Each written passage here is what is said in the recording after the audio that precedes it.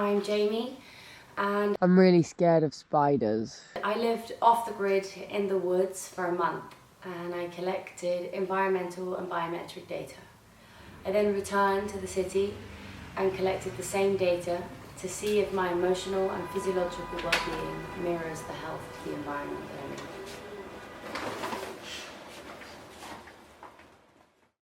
Hello, I'm Jaime, and not only am I scared of spiders, but I'm here to present to you what the trees told me. So, did you know that by 2050, 70% of the population will live in urban areas? And in 1950, these statistics were the other way around. Humans have evolved in nature, and we don't know what life will be like without it. So, for that reason, the goal of my project was to map the unseen connection between humans and their environment. My key takeaways from my research were the fact that the quality of the environment determines the benefits reaped from them, as well as the fact that reductionism and holism can be complementary to one another rather than separate methodologies. So, that led me to my research question, which is, does my emotional and physiological well-being mirror the health of the environment that I'm in? The content of this project is the data, but as you've already seen, it's also human experience, my experience. I repeated the same 6 nature-based activities every day for a month that all had researched physiological and psychological benefits on one's well-being. I even went as far as talking to a tree every day. I then returned to the city and completed the same activities, just in a completely different environment. These activities provided me with a framework where I could then collect the data, both biometric and environmental. But it left me with 4,968 points of data, and I don't know what to do with 4,968 points of data, so I cut it down to 1,590. Because I didn't want to alter the data, I just only kept the metrics which were essential and valid for my research question, such as the fact that my heart rate in nature was significantly lower than when I was in Barcelona beach, terrified of my camera being robbed.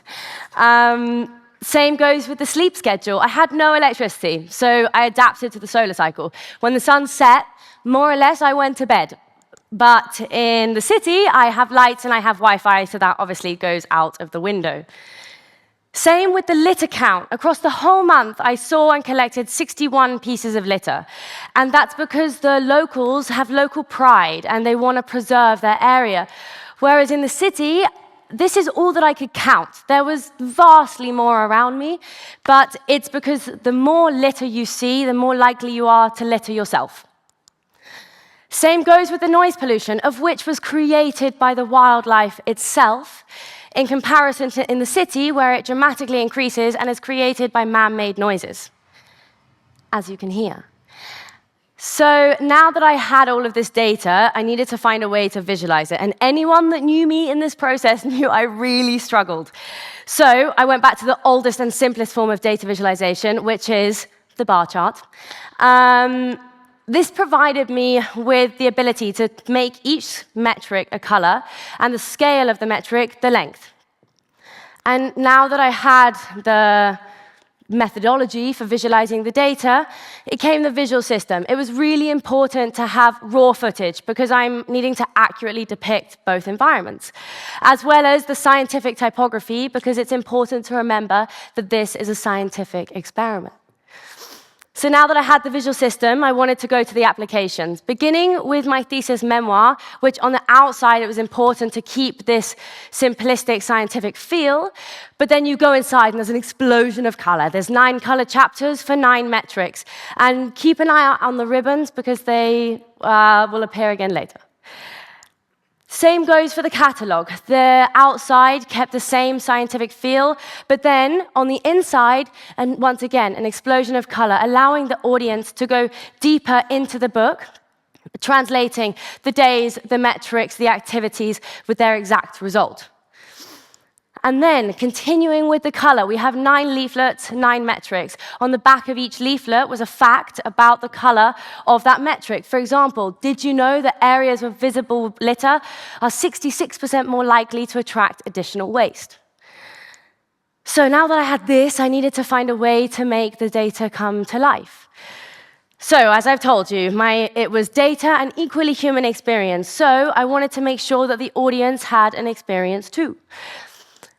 I had this idea of the audience kind of walking through the data and walking through the bar chart.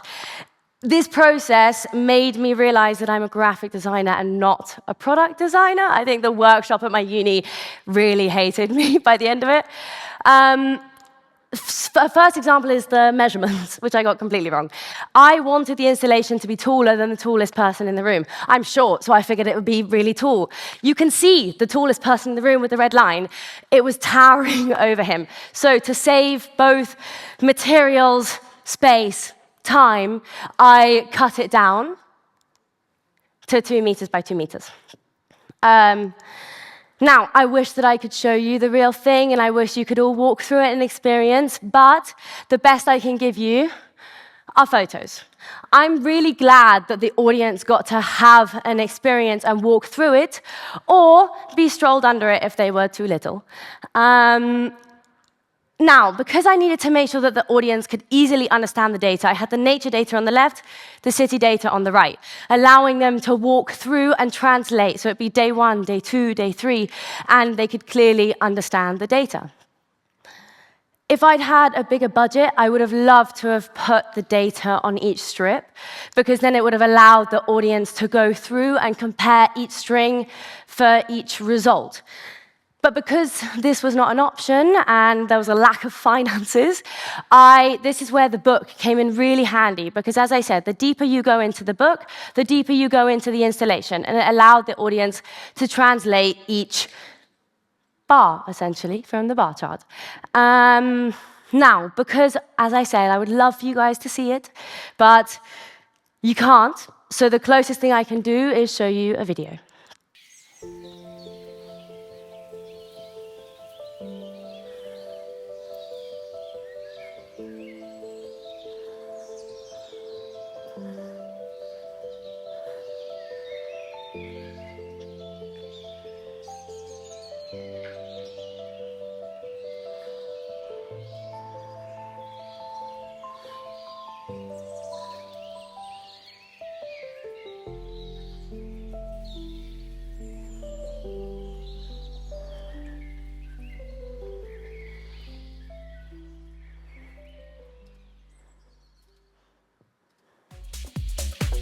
Thank you very much.